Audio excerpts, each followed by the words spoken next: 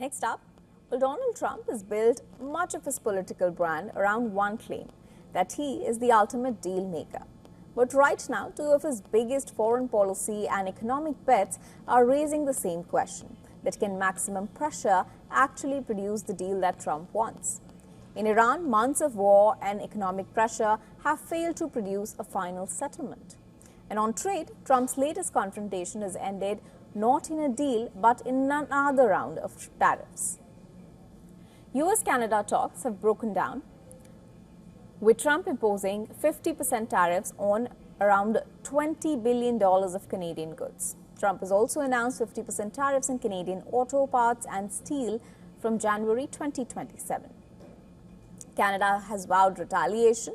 The stakes are high because the two countries are already part of the USMCA trade agreement. The Canada dispute therefore shows the central contradiction in Trump's approach. Tariffs are being used to force concessions, but when negotiations break down, the response is often more tariffs rather than a final agreement. Canadians are now calling Trump a bully rather than a deal maker. He claims he's when he announced his Liberation Day tariffs last year. We had a great relationship with the United States for a very long time.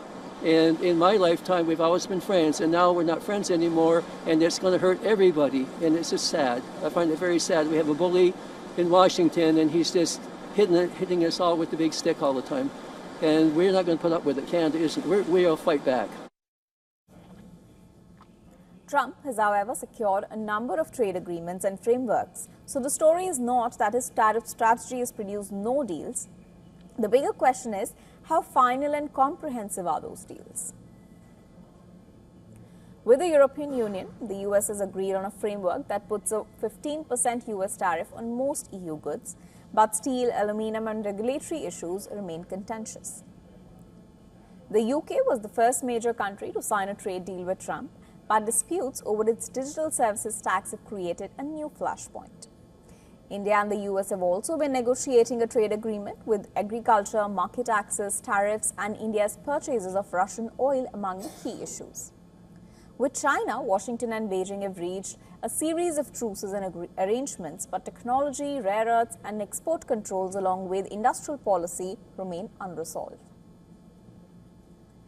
Washington's latest tariff negotiations, including forced labor measures, mean countries like Japan and South Korea still face uncertainty over the final tariff burden. In other words, Trump has been able to force negotiations and secure concessions, but many of the biggest trade relationships remain in a flux. That leaves Trump facing a broader test of his deal-making model. Tariffs initially generated more revenue for the US government, but the Treasury reported a net outflow of $8.5 billion in tariff refunds in July.